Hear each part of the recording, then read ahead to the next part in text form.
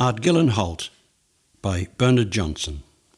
Captain Taylor sat in the stone hut beside the railway line that ran through the northern edge of Ardgillan estate.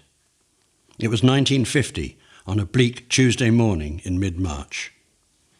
The room was heated by a small open fire, flickering its radiance around the Spartan room, partially furnished with 4 wooden chairs, plus a squat, square table set below the singularly small window.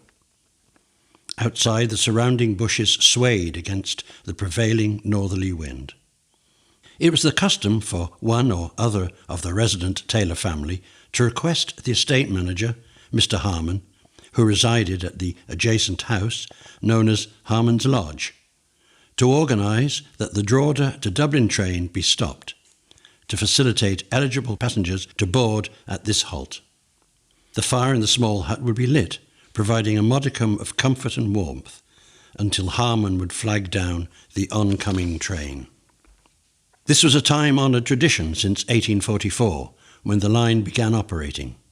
In order to avoid expensive earth-moving and buttressing of the shore embankment, the Taylor family had agreed to the rail tracks being placed on their private land, along the landward side of the Balbriggan coast road. This effectively meant running the trail line along the northern border of Ardgillan domain.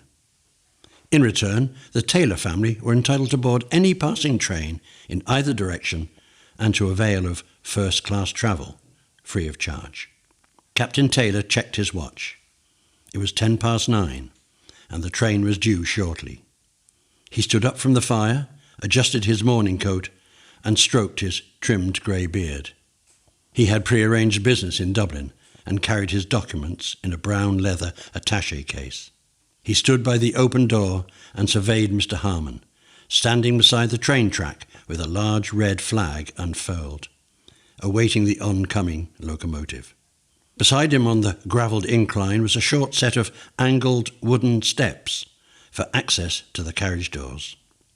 Post-Second World War, Ireland was as bleak economically as the morning's weather, with an icy wind bearing down from the Arctic and sweeping across the Irish Sea towards the Fingal shoreline.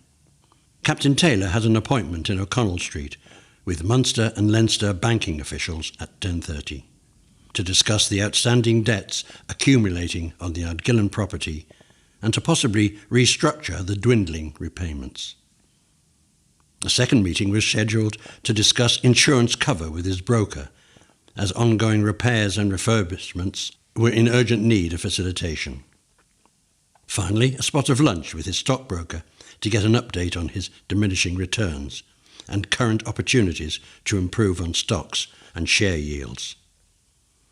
In the distance, the sound of a steam locomotive became increasingly audible, and clouds of locomotive grey and white smoke were visible from the Balbriggan direction. Mr. Harman adjusted his flag and further outstretched his arm to warn and notify the sharp-eyed engine driver. Gradually the train slowed and glided its approach in order to halt the attached carriages adjacent to the flag-bearer and the wooden steps.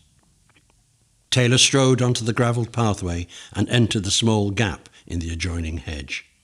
He returned a wave from the engine driver, steam billowing across the surrounding hedges, trees and the vast lawns of the estate.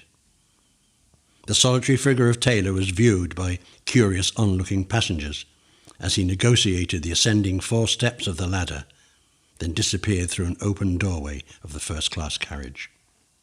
Harman quickly removed the steps and waved on the engine driver.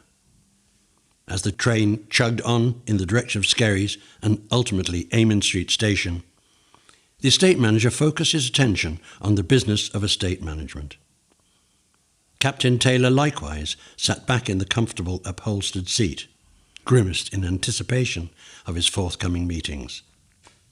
Harman was happy and content in his role on this tranquil but grand estate, which had been owned by the Taylor family for over 200 years, having been built by the Reverend Robert Taylor in 1738.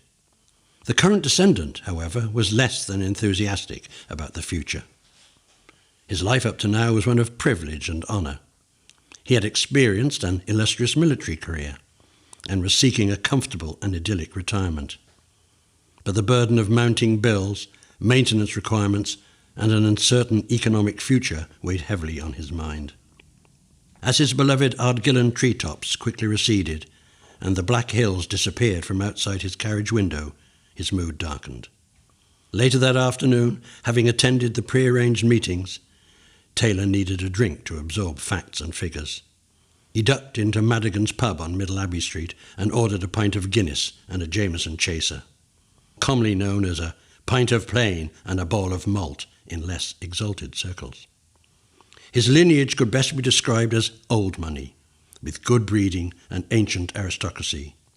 His assets and income were derived from the Ardgillan estate, producing a tenuous farm income, plus a British Army pension and historical shareholdings. His liabilities, apart from pressing renovations and refurbishments, were wages to the main house domestic staff, to his estate manager and farm workers, and the not inconsequential matter of rates and council taxes. On a brighter note, the joy, status and privilege of owning a prestigious estate like Ardgillan was immeasurable. The irritation of being called to account by minor executives of a historical banking institution was tiresome and repetitive. His father and grandfather did not have to endure this practice. As he downed his Jameson, he longed to be back in the comfort of his family, his home, and the vast expanse of the Ardgillan lawns sweeping down to the Irish Sea. The bank was pressing for more payments on secured loans, but Taylor wanted to restructure. His insurance broker was instructed to claim for ongoing repairs and refurbishments from his structural building policy, and his stockbroker discussed the recent possibilities of newly discovered gold mines in South Africa, which seemed more promising than his existing lackluster portfolio.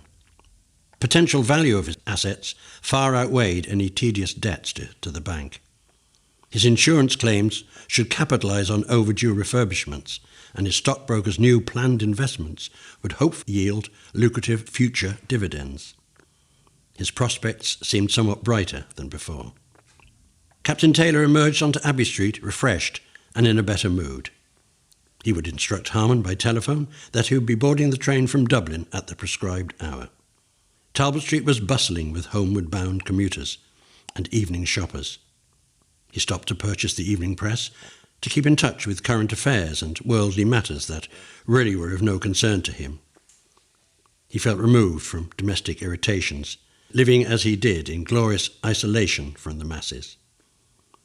In Amon Street Station, he binned his newspaper and sought solace and isolation in his first-class carriage. The bank's demands were irritation, but he would lead them on and play them by his own rules. They wouldn't dare threaten him with legal action. The cost and publicity he calculated would far outweigh his restructuring offer, and they could get higher approval if necessary. He held his nerve while using his position and perceived status, a successful tactic he had employed throughout his career in military service and now in civilian life. It was dark when the train halted an hour later at Ardgillan. Harman was waiting with the steps positioned up to the carriage door. Taylor's descent was guided by a flickering lantern and firm guidance from his estate manager. The two men stood back whilst the train locomotive hissed steam and engaged traction to pull away from the darkness of the trees and the shadows reflected by the single oil lamp held aloft to signal the all clear to the driver. The engine belched out measured blasts of smoke, scattering the sheltered birds overhead in the branches. "Well, Harman, how's the estate shaping up? I've had a long day, but a fruitful one. It's all good, and we'll get through to achieve our plans and objectives." "Keep up all your good work," said Taylor. He walked into the estate and wended his way up the hill towards the welcoming lights of the castle. He was home and relishing his tenuous position as Lord of the Manor for the next decade.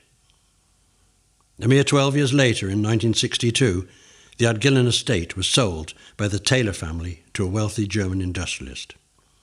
By the early 1980s, it was acquired by the Dublin County Council. Ardgillan Estate, the extensive grounds, gardens and the main house have since then been extensively renovated and are now open to the public in all their glory and historical retrospective.